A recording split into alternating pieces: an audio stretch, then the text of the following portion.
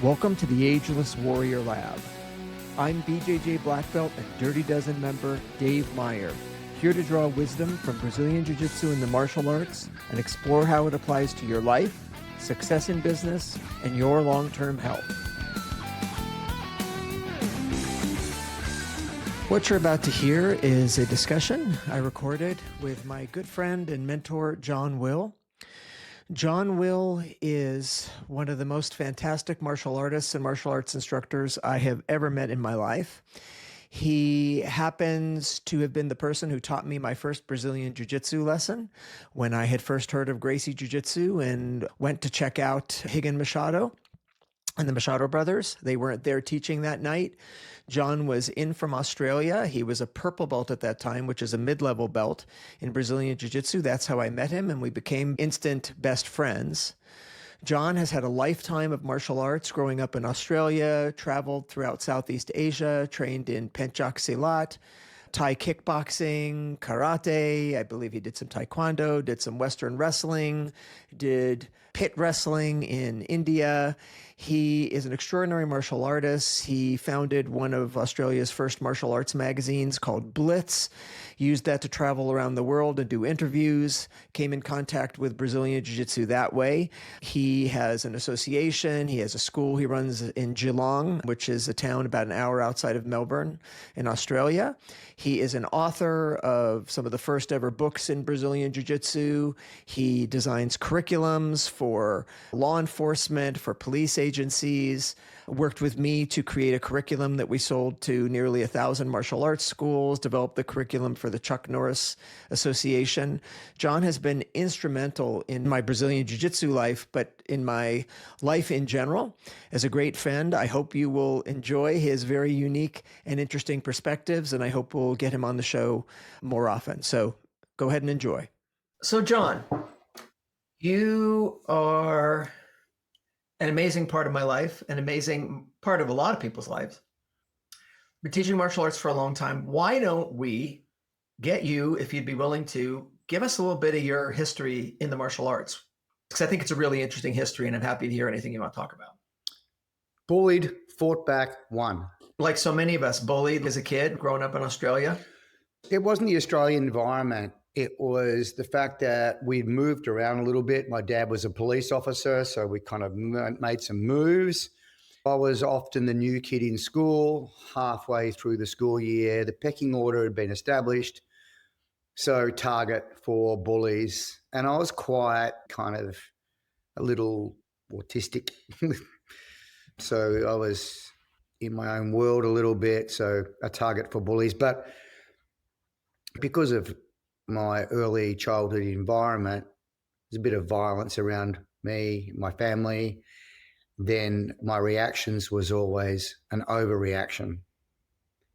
So I got into more than my fair share of schoolyard fights and stuff, which eventually led me to wanting to train in martial arts and do a better job of it. Although every fight I got into was just double leg takedown, mount, ground and pound. It was the same. Even before you knew that those were techniques? Yeah. Because if you take someone to the ground or you grapple, usually it's because you're getting smacked and you want that smacking to stop. So the natural way to do it is to clinch up, right? I did some wrestling when I was 14 at a police boys or a youth club. So I was familiar with that. So double leg takedown, get on top, and then just go nuts. That worked through to when I was maybe 17, nearly 18. By then, I developed an interest in martial arts, right? Reading some of those books there, particularly a book by Don Drager. He was a Marine and he was stationed in Okinawa, and he had a passion for martial arts and stuff and research. He wrote some fantastic books on the martial arts and combative systems of the Indonesian archipelago, Thailand and India and all that stuff way back. You know, this is a long time ago in the 70s. And I read those books and I just wanted to follow in his footsteps as some kid who didn't know what he wanted to do with his life, but I knew I liked that. So I left home at 17 and went to Asia. And as best as I could, I followed around in Drager's footsteps, training in some of the exact places that he trained. That kind of got me going into martial arts. So a couple things for our audience. Number one is, if you're not watching on the video, John is actually at home with a big wall of books behind him. It's not a fake background. I've been there, and find out John, he's absolutely read every single one of them. You're an interesting person, John, because you're martial arts, but you're very much a self-taught scholar.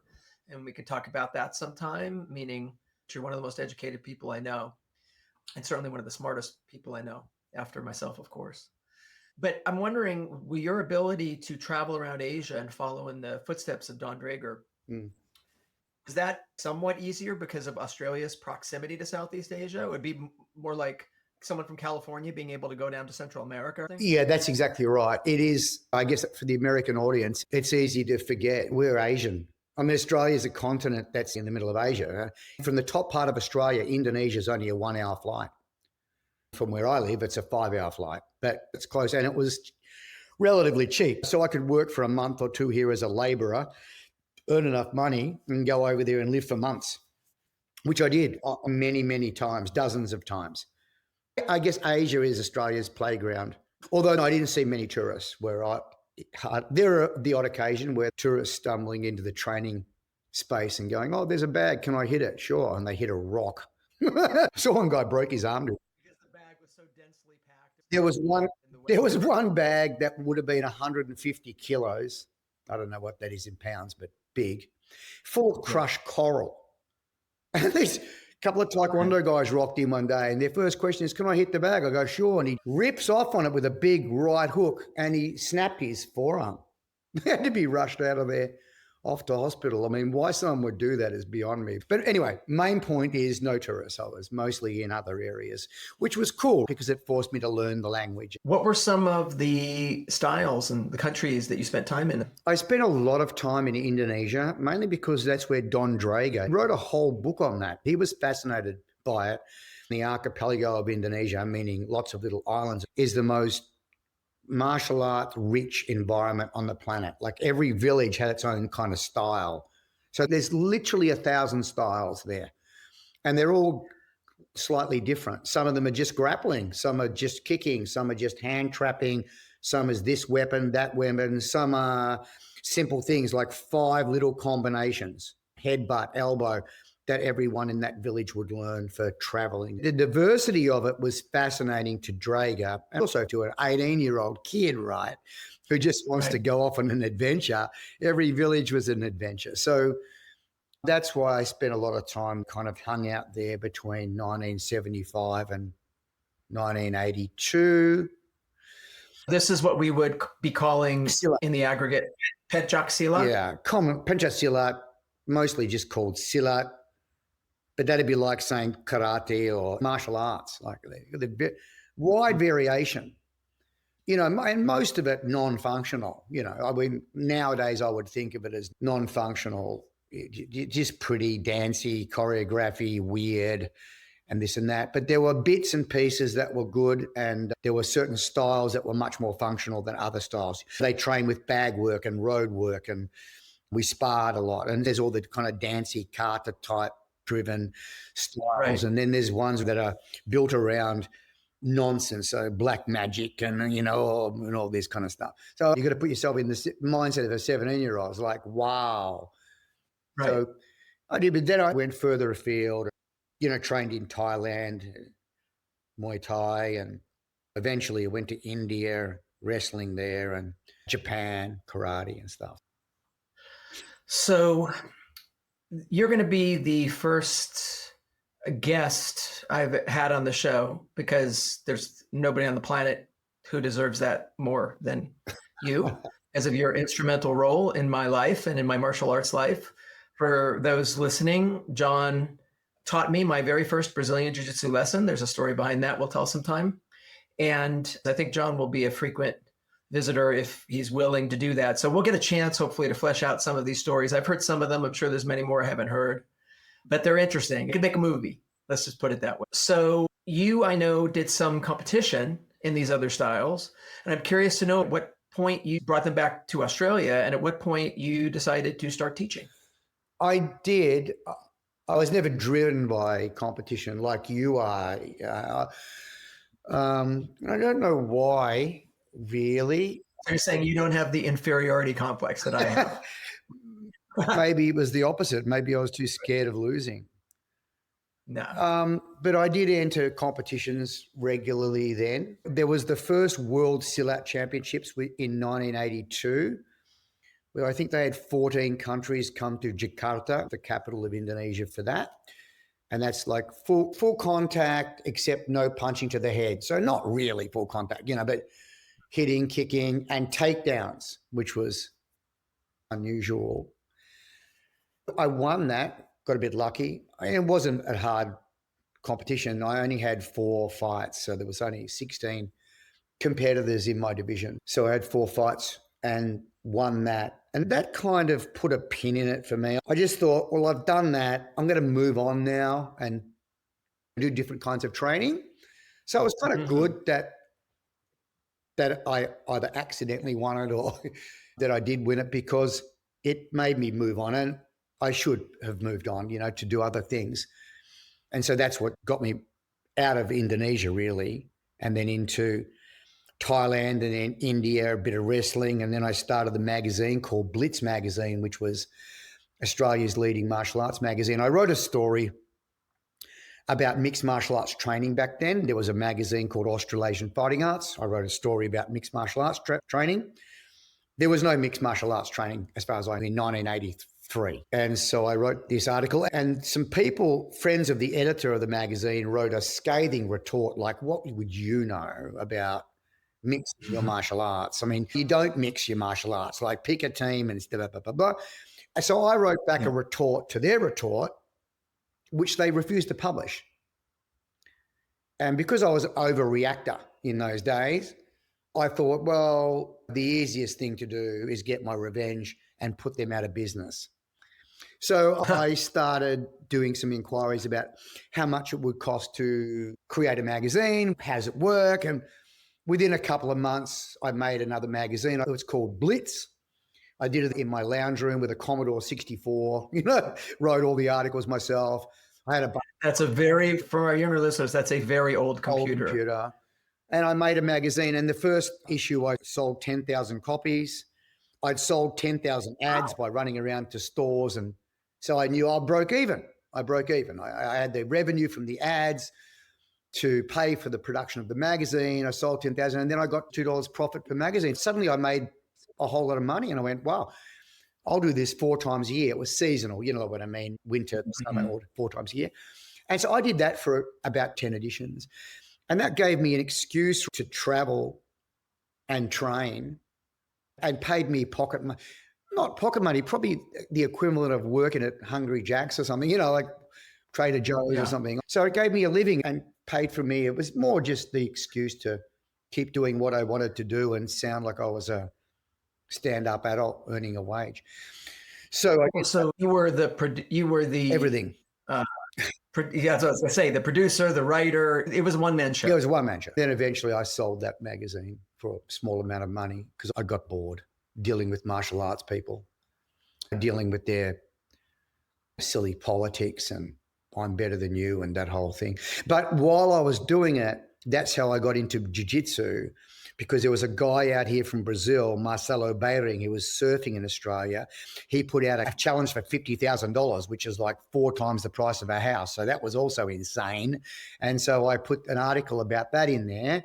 And that's what started my curiosity about BJJ. Following that up, I went to America, to the Jet Center, do some kickboxing training, do some interviews with Gene LaBelle, and I ended up tracking down Jorge and Gracie, and that's what got me into the BJJ path. Let me fill in just a couple of things real quick. So back in those days, it wasn't called BJJ, Brazilian Jiu Jitsu. It was called Gracie Jiu Jitsu because it was the Gracie family, right? And you mentioned the Jet Center. Some of our martial arts listeners might know Benny Urquidez, a great, great, great kickboxer whose nickname is Benny the Jet. Yeah. The Jet Center was, for decades, the premier place for anybody who kickboxed to go. It was a world champion factory. So you met Horian. How did that go? He was very nice to me because I did an article, and put him on the cover. I think one cover. So Again, for our listeners, the original Gracie family members who came to the United States, it was really Horian coming here to Torrance, California, to promote BJJ. He's brothers with Hickson, Hoyler, and Hoist, so that's who Horian is. Yeah, he was very nice to me. He invited me around. Now he charged me, which was a bit of a shock to me because I was used to not being charged for martial arts training. One, it was kind of free in Asia. I was using my white privilege, is what they call it now, to maximum effect. So I was wanting to use my cachet is that the right word? As a non-Asian foreigner to welcome, come on, let's train. That was awesome. Right. So I wasn't used to pain. Plus, I was an editor of a magazine. So I'll give you the story. I'll put you on the cover. And usually that buys you a little bit of lack. Sure. It cost me $500 for the week of training, which was my entire life's savings plus 20%. So I had to buy. So what year was this? That was, I'm guessing, Davey, I think it was 1980. I'm going to say 1986. Right. So I'm not doing the calculations right now, but 40 years ago, $500 was a lot more money than it is today. Yeah. Sure, it was thousands. Yeah. It was a lot. I didn't have it. I had to borrow some money off some friends to get the last $100 because I wanted to jump in. The opportunity was there. So I did it. And 5 lessons. You can imagine what I learned in the 5 lessons, right? You can imagine. Your guess would be 90% correct. Basic sweep, armbar, take the back, choke him out, some guillotines, basic guard pass, a few things. And on the 5th lesson, on the Friday, he said to me, sorry, John, I'm going to Disneyland, taking my kids, can't teach you, but my cousin's just arrived from Brazil, and that was Higan Machado. Higan would have only been 18 years old, something like that. And he's really good. He'll teach you. I went, okay, fine. I don't care. It's all cool. Higan couldn't speak a word of English. Horian's English was perfect.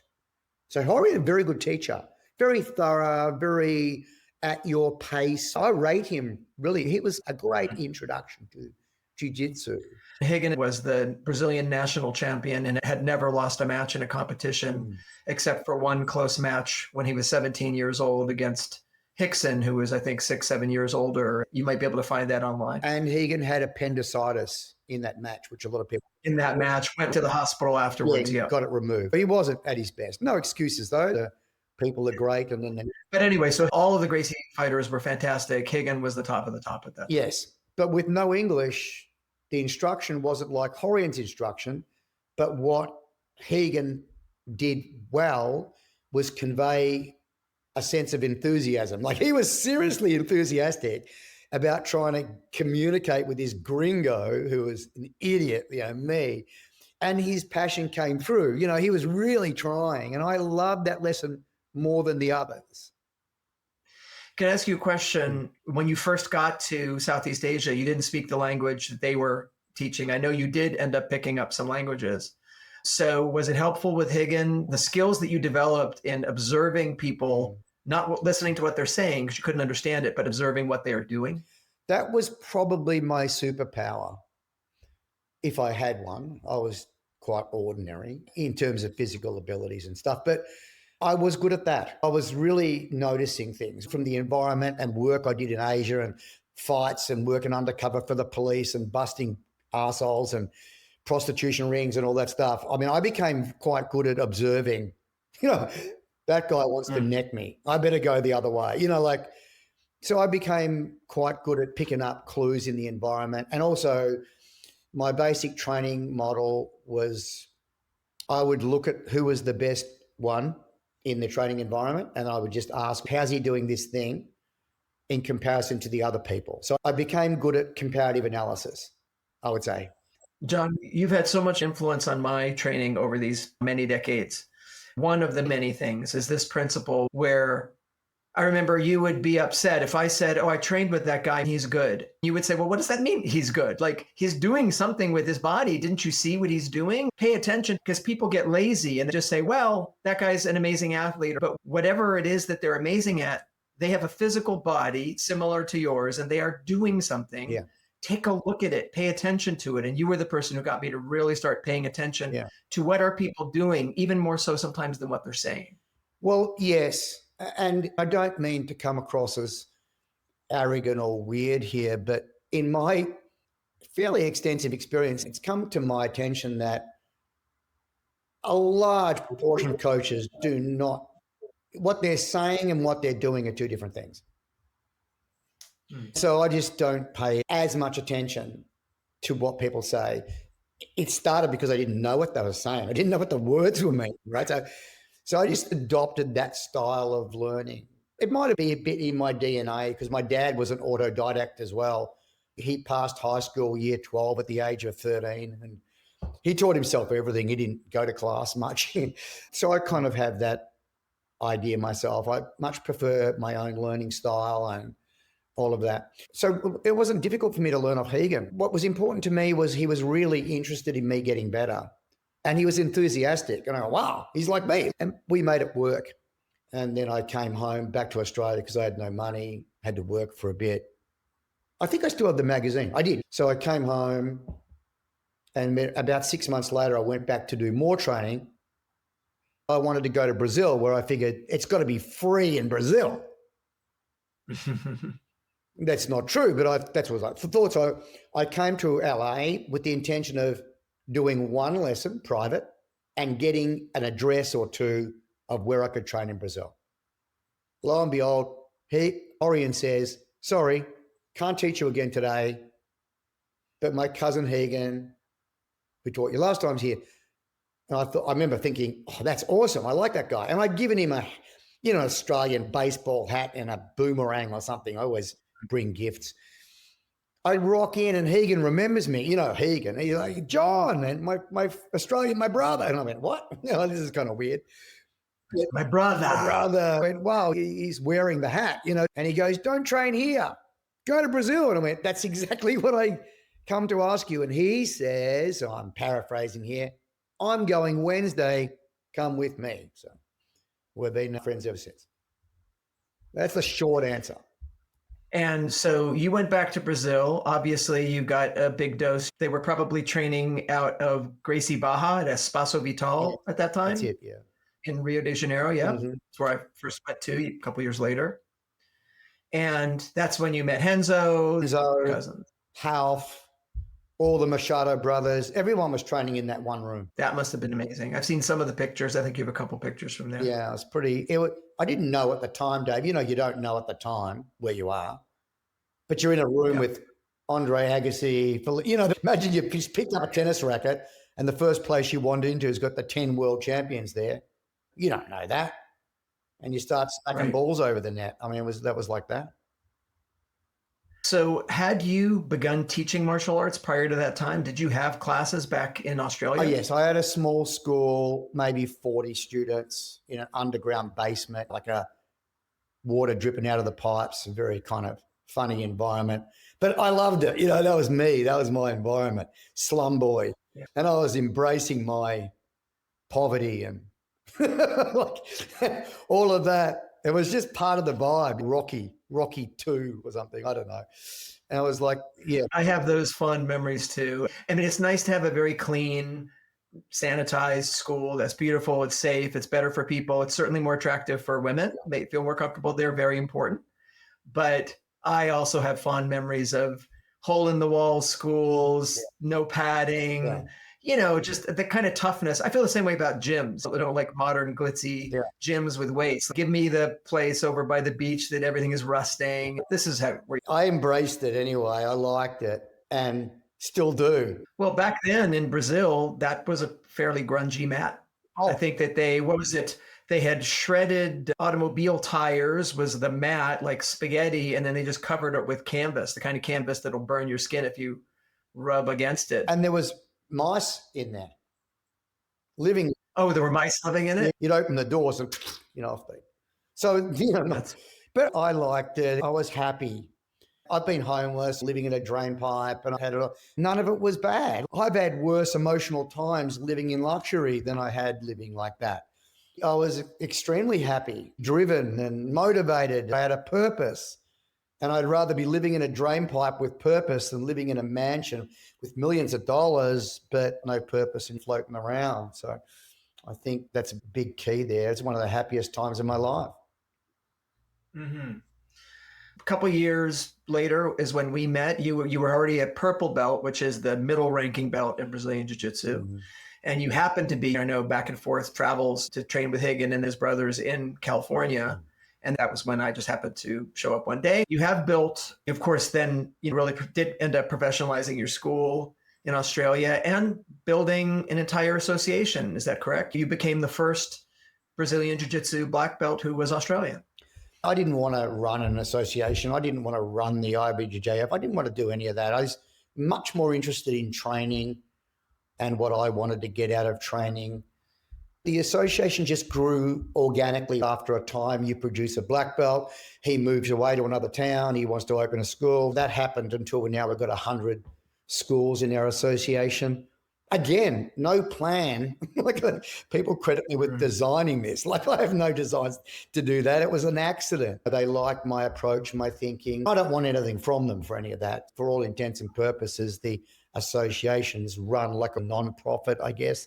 There's no financial incentive for me to bring people in. People ask all the time, can I join the association? And the answer is generally no. Unless you've been trained through one of our people, huh?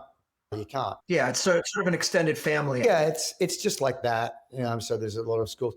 But I just run my one school in Geelong, which is called Red Cat Academy. I've got a couple of 100 students in there.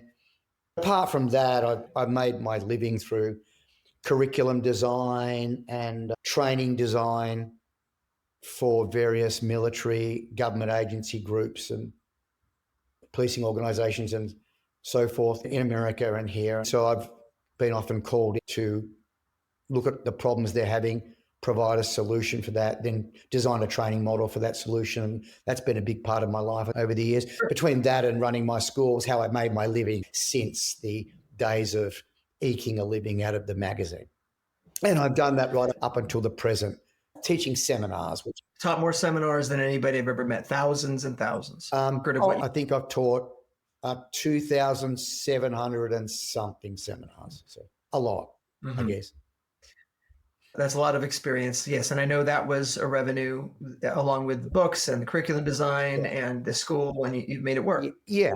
Again, I wasn't driven by, the financial rewards. I was just interested in teaching and love teaching. I like it, doing it, get a lot out of it. I think my teaching is driven by selfish motives. I want to do experiments on the mat and I need guinea pigs to do the experiments. I was able to teach the same thing, for example, 5 different ways, and then I'd note which words and set in which order and which order I taught the techniques in, had various outcomes. I wanted to know all these things. To do that, you need to do volume, right? So I did comparative analysis on my own teaching and classes and class design. I needed to do numbers. I did maybe 30,000 classes altogether. So just going to say a little bit about your school and your teaching style, because I've experienced both firsthand for many years. One of the things that strikes me about your school, it's not particularly gigantic. Obviously, you could have a bigger school if you wanted to. You're in a relatively smaller town outside of Melbourne. Yeah. That's Geelong. But in my world of jiu-jitsu, it's hours and hours and hours of training on the mat and long 2-hour training sessions and classes and stuff. You, of course, experience that too in Los Angeles. But what you do in your school is very succinct. You have classes that start exactly on time. They don't run excessively long. The next class is on, the next class is off. And you would think by not having people training 7 days a week, 2 hours in the morning, 2 hours in the evening, your students must not be good. And it is exactly the opposite. It's astonishing how good your students are, how good your black belts are in that compressed time. And what I attribute that to is your teaching style, where you have really refined how to impart information, what is the right information to give people at the right time, the nature of your warm-ups. Everything that occurs on the mat from start to finish of the class is useful in helping make people better. There's just nothing extraneous going on. And I think it's a fantastic model for martial arts school. Thank you. You know, some of it's me, I guess, but it's the students too, right? Teachers are there to facilitate and create the environment. And you create the right environment, throw someone in it, they do pretty well. But of course, you created that environment. You created those students, the black belts, and they're all amazing. Great fighters, but also just great people. You have a very good culture on your mat. Culture is king. Let's talk about ways in which martial arts has influenced how we live our life. Obviously, martial arts has been your life. It's been the thing driving you. But in terms of things that you do off the mat, is there anything that jumps out to you as ways in which your training on the mat has influenced the way in which you comport yourself and other things you do in other areas of life? It's very hard to figure out how it hasn't in every way. I mean, some concrete examples would be attention to detail. You hit a low single like John Smith in America, and then the normal person hits a low single and there's a difference. What's he doing that they're not doing? Just becoming used to paying attention to detail in anything that matters to you. I mean, I was recently in Japan, and that's a culture that embodies that concept. You get the gardener, he's just the gardener, and he's measuring the grass to see how to cut it. I just love that. If you pay attention to detail in anything, whether it's origami, cooking eggs, doing jiu-jitsu, flying a plane. I mean, some things require that you pay attention to detail, I imagine, like engineering, brain surgery. Like if you didn't pay attention to detail, you wouldn't have a career. But then in so many other aspects of our life, we think paying attention to detail is perhaps optional. Well, it is, because no one dies. There's no big downside if you screw up, you know, cooking eggs.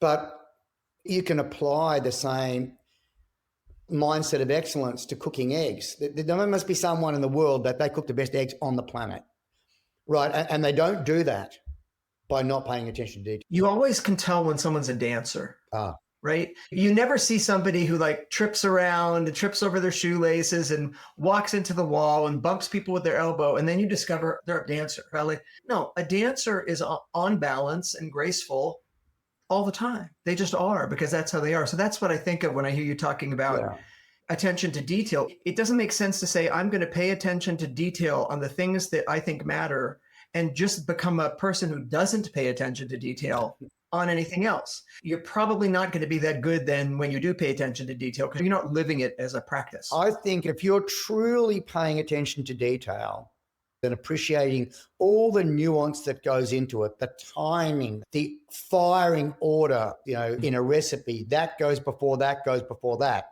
You can have the same three ingredients, change the order around, you get a different outcome, right? So if you're really deeply like that in something, I think it should be pretty easy to be doing that with everything else that matters to you. Like when I put my bins out to be collected, they don't have to be 100 mil from the curb, although kind of why not? But it doesn't matter, because I don't care that much about that. But anything I care about, I will try to pay attention to detail to. So it's astounding to me when people don't do that. Astounding. I can't understand it. I mean, Miyamoto Musashi, you know, Book of Five Rings, he said to know one thing is to know 10,000 things. And I think that's what he's talking about.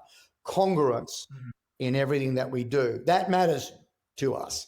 Bleeding out of our area of expertise into the wider aspects of the landscape we live on. It'd be stranger to me if you were into something, anything really, origami, you know, and to a degree where you were considered to be highly competent, and then there weren't other areas of your life where that was, you know, right. I think that'd be weird. Right. Not only hasn't martial arts affected every area of my life, but I credit principles from martial arts and Brazilian Jiu Jitsu specifically in my success in the other areas of my life. Yeah. You know, having an approach towards things, whether it's looking for a point of leverage or looking for a tipping point or when to push or when to pull or how to sell a sponsorship and how to do anything, getting into someone else's shoes, which is so much of what we do in Brazilian Jiu Jitsu. Like, you know, the person better than they know themselves. Making fine distinctions is something I learned from my martial arts training. For example, if we look at a horse and a zebra, we might say a zebra is like a horse, but it's got stripes. That would be a very low resolution distinction to make. That would be a way of identifying someone who did not know anything about zebras. They said a zebra is like a horse, but it's got black and white stripes. But someone who is an expert at zebras, they would tell you the 58 things that made a zebra different from a horse. The fact that they can make those fine distinctions between things that look similar to the non-expert is what makes someone an expert. So a hint for you listeners out there who do Brazilian Jiu Jitsu, an arm bar is not an arm bar. A choke is not a choke. There are many fine distinctions. Once you start to understand those, you'll be able to execute those techniques and other techniques much more readily because you'll understand exactly what these distinctions are. Yeah, through evolution, we've had to look at a situation and do a comparative analysis in 1 second so that we survive. That looks like the thing that killed my friend last week. Run, whatever. We tend to have this automatic snap analysis, but that's so low resolution. As you get better at whatever, I think that becomes much more nuanced. And then you become more expert in anything. What do you think martial artists from any martial art understand that other people don't understand? Is there anything that sets us apart? Well, one of the things with martial arts, because it's combative, and if it's functional martial art, it means you're practicing with a non-compliant partner. So I'll stick to that part. The other parts where they're complying and they're doing, rehearsed choreography, but there's other things that are good about that, socialization, bit of exercise. But I'll just stick with functional stuff. One of the things that I think is kind of unique is that we learn to make distinctions between discomfort and injury. Mm-hmm. Like, oh my God, I'm dying. No, you're not. You're just extremely uncomfortable. And I can prove that to you because 30 seconds after you stop training, you can feel no sign of it. So you were just uncomfortable. You weren't dying. And then you apply that in your life. Oh my God, I'm freezing. No, you're not. You're just cold. I'm starving. No, you're not. You're just peckish. I'm underwater here. No, you're not. So perspective, let's call it perspective. So I think that's something that it's difficult to find elsewhere. The distinction between discomfort and injury becomes very clear in jiu-jitsu very quickly, very early. A knee ride, knee on belly, like they can feel, oh my God, I'm dying. I'm not going to survive this. And then afterwards, whatever, it doesn't even register. But it's that what happened in your mind, you made a distinction between discomfort and injury. Once you start making distinctions like that, you make them in other areas of your life, like fact and opinion. There's opinions everywhere, and we're quick to accept that as fact when it's just an opinion of someone you like. So maybe that's something that's kind of unique. What do you believe to be true in any area that you think other people are just getting wrong? Because I have a lot of this, right? I care a lot about animals. I see the way animals are treated. And I think people are acting in accordance with their values. I find myself a little bit of an outsider saying, why am I seeing things a little bit differently than others? And I know you are a person who has very unique point of view. So again, just wondering, is there something that you think is true that other people in general are just getting wrong about the world? Oh, wow, that's a big question. But again, I'll pull it back to martial arts. A lot of people think about martial arts in terms of self-defense. I disagree. I think that most people have that wrong. My first question is, are you being attacked regularly? Maybe they are, and they need to learn how to cover up and, not get knocked out, or how to manage distance or how to prevail in a fight. But there are so many ways that we are attacked in life. Financial stress, health, the least of which is someone trying to smack you in the face. And so I think people have that wrong very often. They're looking to defend themselves against physical attack. I think it's nice to try to shape training that gives answers to some of the ways that they're really being attacked in life. It might be their own mind. It might be the way they spiral down into depression. It might be the way that they have no financial literacy. And so the stress that comes with that, and that bleeds into their marriage. I mean, there's a billion ways we're attacked, and it's not always by a lion. You know what I mean? And then martial arts says, I'll teach you self-defense. And I look at it and go, but you're not doing that. You know, like you're teaching a very narrow, specific way. And even worse, to counter if someone throws an overhand right, when's that ever happened to you? And is it likely to happen to you ever? Whereas you're going to go home to stress tonight and be attacked in 100 other ways. So that's something. Well, you never know. You know, your wife, Melissa, is a black belt. She could throw an overhand right if you've left your dishes in the sink or something, but I hear you. Going back to martial arts, even for people who are training for self-defense, there's a lot of misunderstanding among students and instructors. Yeah.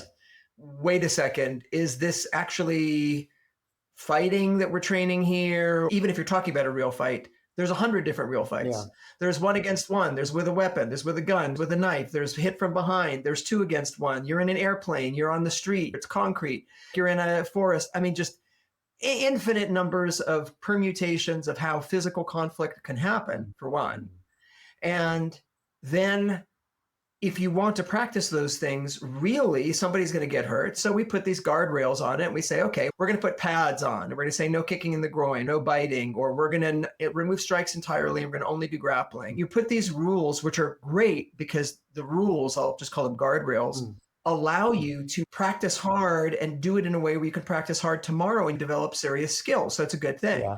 My next question is, what did you used to think that you don't think anymore? And one of the things I used to think was that sport wasn't good for that reason, because you're rehearsing non-lethal moves.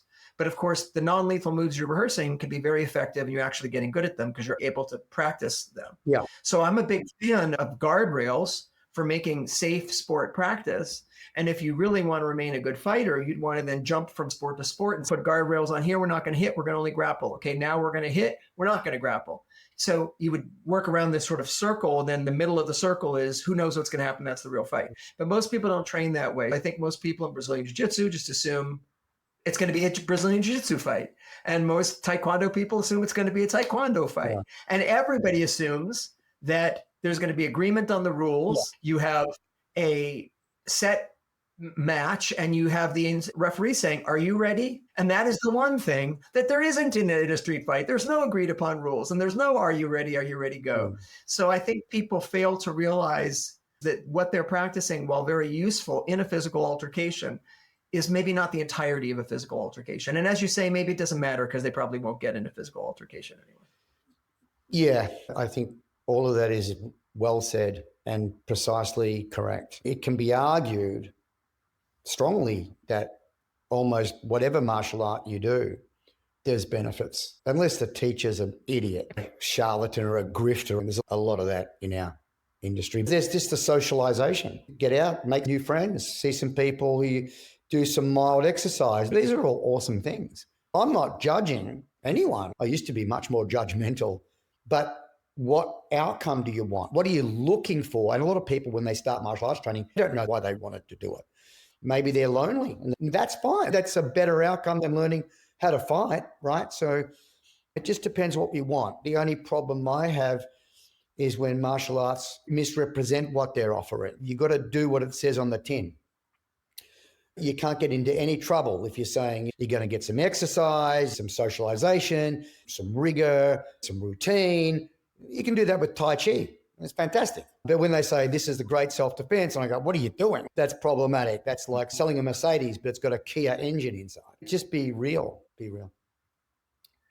I mentioned that something I used to believe was true was you shouldn't practice sport because it's not lethal. Brazilian Jiu Jitsu completely turned me around on that and really began with my first day with you on the mat, which was my first introduction to Brazilian Jiu Jitsu. 2 days later, I got on the mat with Higgin for the first time. And he just completely beat me so easily. I thought I was a good fighter, and I know we were just grappling. And I was thinking, man, I'm so dominated by this guy. I can't do anything. And so I do what most martial artists would do, which is saying, well, yeah, but I wasn't hitting him. But then I start to think, well, yeah, but he wasn't hitting me. And he seemed to be in a much better position to be able to hit me, but I wasn't. I could have eye gouged him. Well, he could have eye gouged me, and he was in a much better position to eye gouge me. And I just realized, like, all of the lethal things that I was not doing to this guy, I would be able to do to this guy, because through sport, he gained so much control that if he wanted to add in the lethal things, he could do it better than me. So that is something I now believe that sport has a place. Against that in a lot of seminars with the so-called reality-based self-defense crew, who a lot of them have no skills, whatever, because the same thing. Yeah, well, if we can't fight, it's not real. Yeah. So in the end, they practice nothing. It's just in their head or on the keyboard. So I said, well, do what you want. You bite me. You take them down, you tie them up, and they're trying to poke you and bite you, and then you nibble on their ear and give them a little tweak in the eye, and they can't believe it. The mental gymnastics that people will do to uphold their view in the face of reality and facts is astounding. So, John, I don't think that's limited to martial arts. Oh, no. We see that in politics. We see that in tribalism. Yes. Like, people will self-select the information that fits their worldview and just like fingers in the ears, if they're hearing something they don't want to hear. The algorithms on their side, like in YouTube, all they see is what they want to hear. I always try to get the opposite view. I've got some investment this week, and they're doing an earnings call, and it's looking awesome. So this morning I had to go and try to find someone who hates that company and tells me why no one should invest in that company. I want the whole gamut of viewpoints. And that takes effort to do that, because the algorithm keeps throwing up what I want to hear. So is there anything that comes into your mind about something that you used to believe that you changed your mind on? I used to, until quite recently, within the last 10 years, believe that success, however you want to define that in life, is through merit and intelligence and effort. There are some people who don't do well, and there are people who do really well, in however way you want to define that. And that's just about them. I don't believe that anymore. There's a lot of luck. Did you turn left and not right? Did you meet that girl? Was the timing right? Did you open the first gelati shop in town, or the 20th? That's about the luck of when you were born or in what year, So I think there's a lot of luck. Now, of course, people who still hang on to that believe the merit, it's all about me, it was my effort, that's why I'm a self-made multi-billionaire or whatever it is. I know they want to think that, because everyone wants to think that it was through their own, but there's a lot of luck. That's something I've come to believe now is probably much more true. Now, you've got to act on the opportunity, or act on the good timing. You've got to do things. So some of it's up to you, but there's a lot of it's just luck. I don't know what amount, but. Yeah, I think that's a really good point. I think it's a mixture. Obviously, your skill and your talent and your ability can come to bear on a situation, but luck. And sometimes it's also just the work, the invisible work that other people did.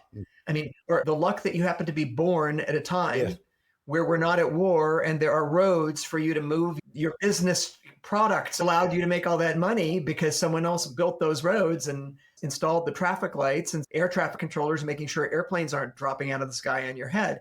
So you build your success on the efforts of many other people who set the stage for you to put in your hard work. But it's true, many people are very smart. They put in hard work, they don't succeed. So that's why I'm interested in the stories of the uber successful, happy to hear how Steve Jobs did his thing, or any billionaire, how they succeeded. But I take it with a grain of salt, because it's self-selected for the ones who succeeded. There could be 1,000 other people who did the exact same thing, had these exact same attitudes. They didn't succeed, so they're not writing a book how, hey, I did the same thing and I didn't succeed. I used to think it's my ego, right? I mean, I used to think I did that. That was me. You could do it too. But I don't believe that's true anymore. So I've become more of a, I hate to say it, I've become a little bit more of a socialist. No, not a socialist, but I guess, you know what I mean. We occur inside an environment. Nobody is completely independent. That's just silly. I know people who are survivalists, they're completely independent. Wearing clothes made with technologies that it took hundreds of years to do, carrying weapons that have been refined by thousands of people and engineers and built in factories with iron. That's just like, you're not independent. You drop yourself naked in the wilderness as a baby. If you survive in 10 years, okay, I'll say you're independent. Fair enough. Tarzan. Exactly. Yeah, that was an interesting question, and that's probably the right answer. I have two more questions I want to ask. And we, of course, will do this many times in the future, I hope. I'll be very interested to hear people's feedback. They'll probably say, David, shut up. Where can I get more of that guy, John Will? And by the way, we will include in the show notes any links that you want to include. There is one thing that I had wanted to say, too, when you were talking about your writing and your personal biography. You were the first person that I was aware of who wrote a book on Brazilian Jiu Jitsu. I wrote the first book on competition, which for those who are watching on the YouTube video is over my shoulder now, but what they can't see is also on my little shelf behind me are 3 books that you wrote. This is before YouTube, before anything like that. It was really great for helping spread Brazilian Jiu-Jitsu. And I just really appreciate that. I don't know if those books are sold anymore. I don't know if you're selling anything anymore, but if you are, we will certainly include the links so people can find it. Yeah. So what, in your view, is a way the world has changed in your lifetime for the better? You've been alive a few years, a few revolutions around the sun, so have I. We've seen a lot of change. What are your thoughts about what has changed for the better? Because then I'm going to ask you what has changed for the worse. I would say the internet, because it's made within reason. You have to have a connection and a laptop or a phone, but every refugee has a phone. So I think that access to all the information that I have access to, you can be relatively poor and you have the same access. You can learn how to be a doctor online. You could learn anything. Yeah. I think that's probably the biggest positive change. And we were talking earlier about timing. We got into jiu-jitsu at exactly the same time the internet popped up. I mean, that's got to be good. You could have been 10 years earlier like Horian and nothing happened because no one knew. So I think the internet would be the one-word answer to that question. And your second question, if you want me to do it at the same time. Sure. The worst thing would be the same answer, the internet. I was thinking the same thing. Yes. People actually decide whether they have a good or bad day based on how many likes they had on Instagram or whatever. Caring about what people think who you'll never meet and don't give a shit about you is crazy. So I think it's a tool. Like any tool, it can be great or it can be horrifyingly bad. It comes down to how we're using these tools. Yeah, my answer on how the world is better would definitely be our gadgets and our technology, which is not always better, but the ease, certainly easier to do things, easier to get information. We have a disagreement, just Google it or even use AI. When we were growing up, when I was growing up, I don't know, go to the library. That was your go find a book somewhere and read and find the place somewhere buried in some book that it has the information that you need, or ask someone who's really smart. The ability to get information, communicate, and create content like what we're doing right now. Yeah. How would you do? You wouldn't have done that. You couldn't reach people. You couldn't communicate with people. When we started working on the curriculum, it was our friend Jeremy Corbell, who was quite savvy with editing tools and things like that, who said, "Oh, David, you got to get a Mac computer." I'd never had a Mac computer. I don't know what year this would have been, early 2000s. And he said, you'll be able to edit and you'll be able to do these different things. And that's when iPod first came out. It was astonishing to me. Wait, I could have 1,000 songs in your hand, I think is what it said. Right. And we were able to edit the stuff. But what it had was this video capability, now FaceTime. It was astounding. And I said, you got to get this. And you in Australia and me in Los Angeles used to be able to talk like we're talking now, which people would take for granted. But that was unbelievable. Yeah. John is laughing right now. In these early days where people didn't know this new technology, John and I had the first iMac. It kind of had this half dome base, Yeah. and then this articulating arm and a flat screen. It looked like a little robot. Yeah. They were very cute. And we were talking, and John said he had to go because one of his black belts, I think it was Tyrone maybe, was coming by your house to do some training. I said, hey, hide the screen behind another window so I can Behind a listen, talk to you. screensaver.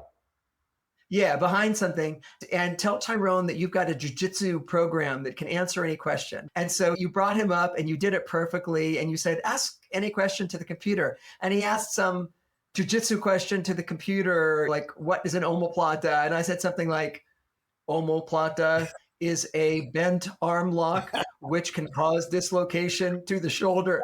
And he was just astounded, like, oh my God. And then he asked a different question, and finally we couldn't take it anymore.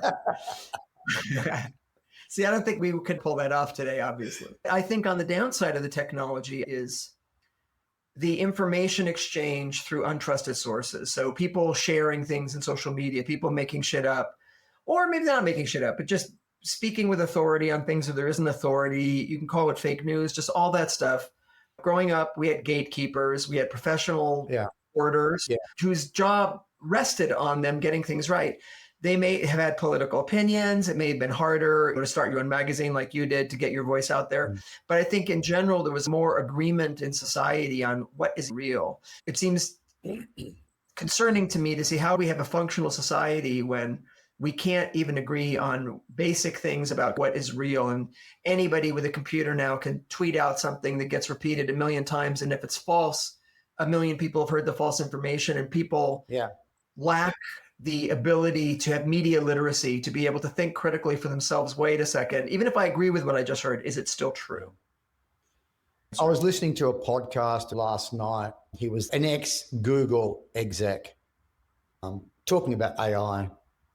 He had an interesting view. He says in the next 5 to 10 years, AI is going to be a little dystopian, because who gets there first, artificial general intelligence, will be, if they get enough of a lead, they're going to be able to dominate, and that widen the gap between those who have and have not. But he said after 15 years, once we hand it all over to AI, meaning the companies run by AI, all the decisions are AI, then it'll be utopia.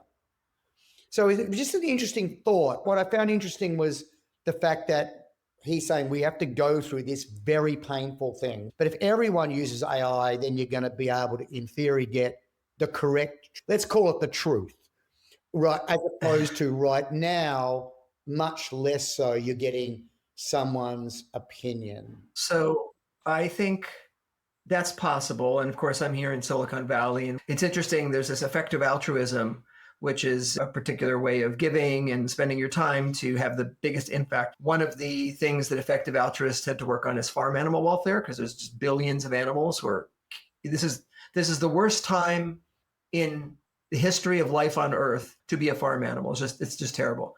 But another thing they care a lot about is AI safety, right? So I hear a lot about that.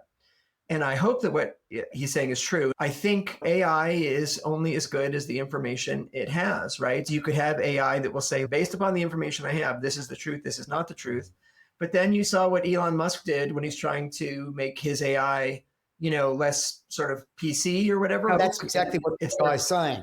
While we've still got, let's say, oligarchs, or whatever, where you've got these people that are shaping their AI and doing this, there's the AI and there's the person that's all about self-interest, whether it's Sam Altman or whoever, right? He says that's going to be 10, 15 years.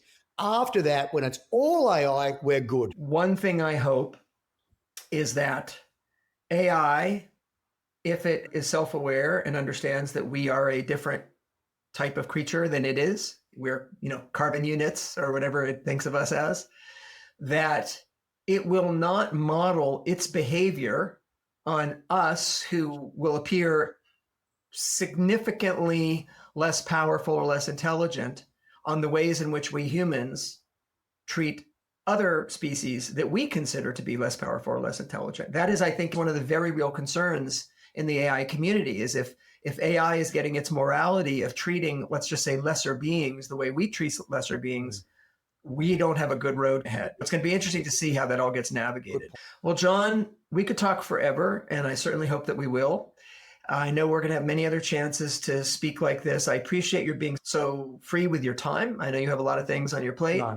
I want to give you the last word. If there's anything you want to share right now, understanding that there's plenty of other things that we can talk about in the future. I just want to let you know I'm so honored. You are the best fighter, the best teacher I've ever met in my life. And I've met amazing fighters and amazing teachers. I'm just so happy to have you as a friend. Oh, no, ditto. I think it was great. You're one of the most influential people I've ever met.